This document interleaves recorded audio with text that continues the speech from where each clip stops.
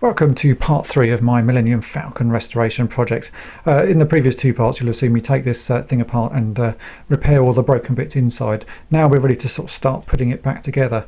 I was missing one of the cockpit pieces, the front panel, and I've been able to pick one of these up recently off eBay. So the first job I'm going to do is actually reattach the front canopy. The canopy is held in place by this panel, so without the panel the canopy won't hold on. It has a hinge on one side, as you can see there, and this is held in place by the front panel. So it's a little bit of a fiddly job again. Like all of these toys, you have to use sort of all your hands and sometimes even more if necessary.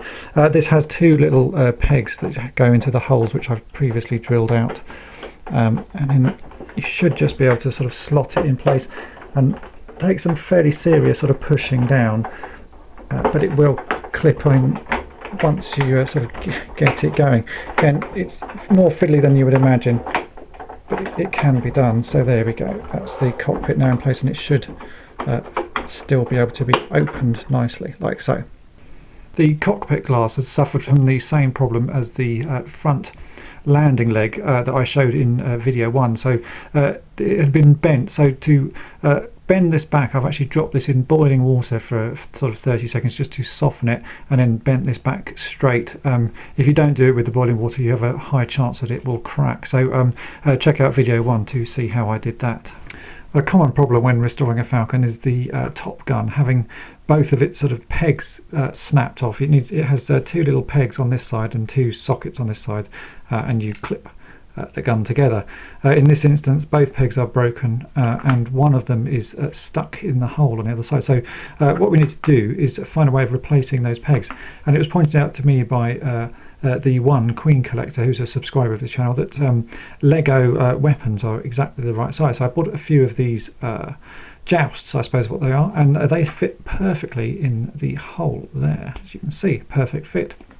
So what we need to do is drill out the peg that's snapped off there, and also drill out these 2 holes on this side so that we can make replacement pegs and slot them in. So first thing we need to do is to drill out the stuck peg on this side. So I have my drill here and I'm going to very carefully drill this out.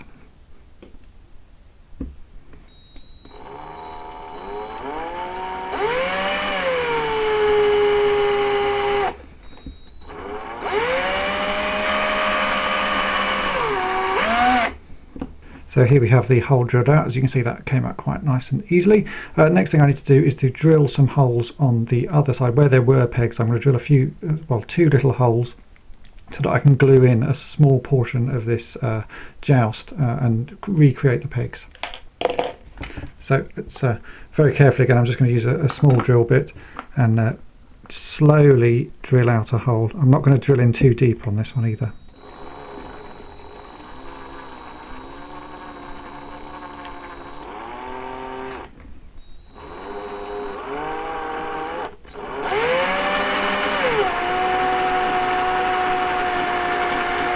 So here we have the drilled out holes. I now just need to cut the small piece of this Lego weapon, enough that will fit in that hole and I can glue in place, and enough to create a new peg. So from the looks of it, looks like it needs to be roughly about that much. So just going to use a knife here to cut the end off.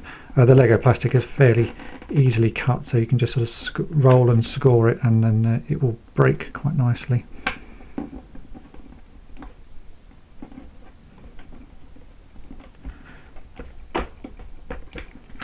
I'm just going to use a pair of pliers now that I've scored it, and it should just snap off. So there we have a new peg. So what I need to do is just to super glue this in place. So a nice simple job there.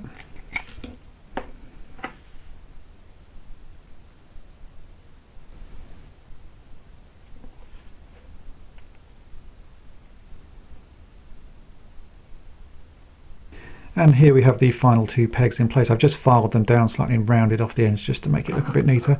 As you can see, they are a pretty good match. They're slightly darker plastic. Here we have the other side of the gun. I can now slot these 2 pieces together.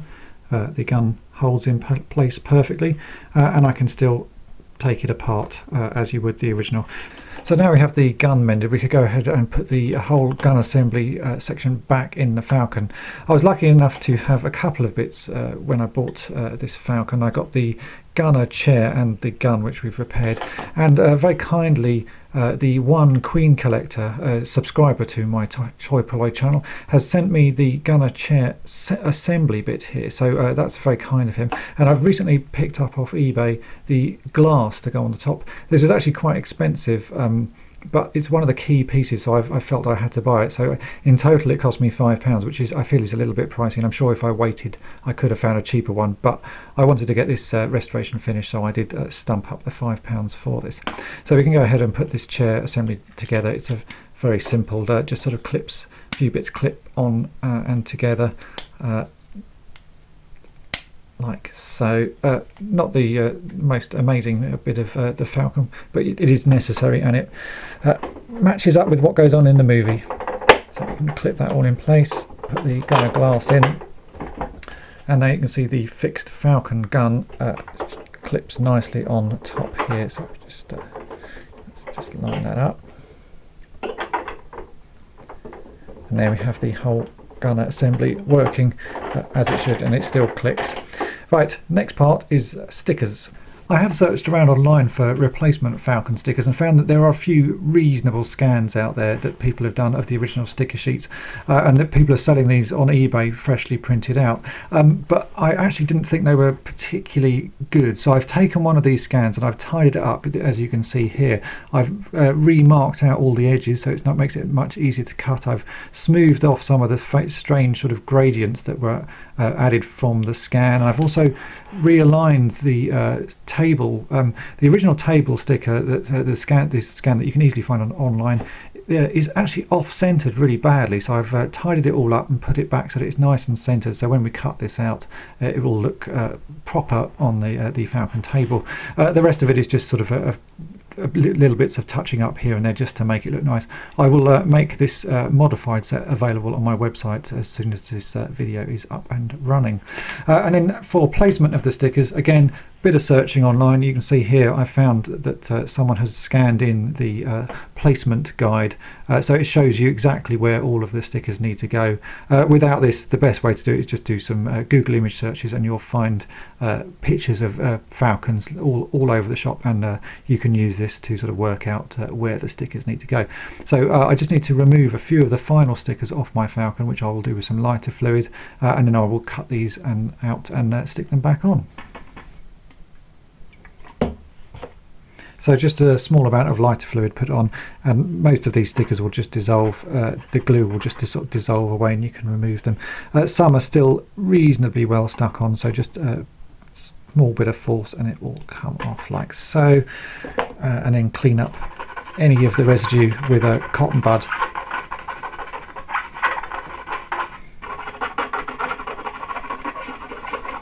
The stickers I've printed on some sticky backed photo quality paper, so it's a little bit shiny. The original stickers weren't quite as shiny as this. I can't find a decent sort of sticky backed paper that is the same sort of sheen as the original sticker, so this is the best I can find so far. A little bit too shiny, but it doesn't really matter. Once they're all in place, it looks pretty good. And then all you need to do with these is very carefully cut them out with a pair of scissors, and I use a pair of tweezers to get them positioned. So let's go ahead and I'll show you a few being stuck on, and then I'll do the rest off camera. So here we have the first sticker cut. Again, pair of tweezers I always find best, just for removing the sticky back plastic part, like so, and then you can carefully position these as you see fit.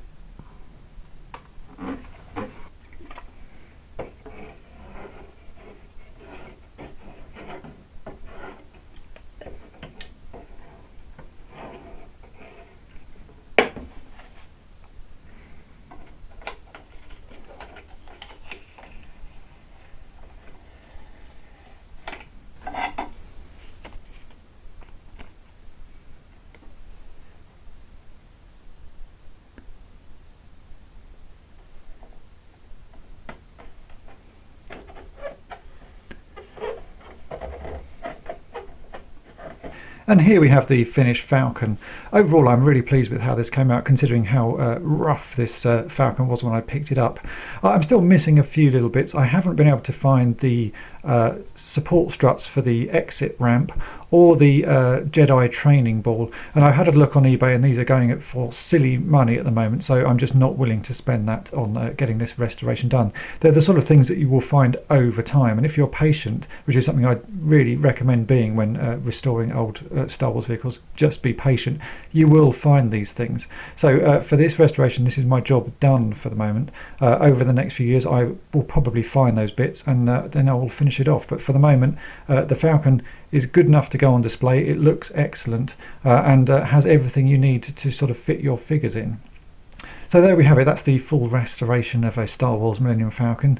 In total this has cost me £20. That was £10 for buying the body and sort of most parts of the Falcon, and then £10 spent on some key bits. That was the glass for the gunner chair and gun assembly, and the front control panel bit that goes in the cockpit. Those are the two bits I couldn't do without to do this restoration. The bits that are missing I will happily wait for.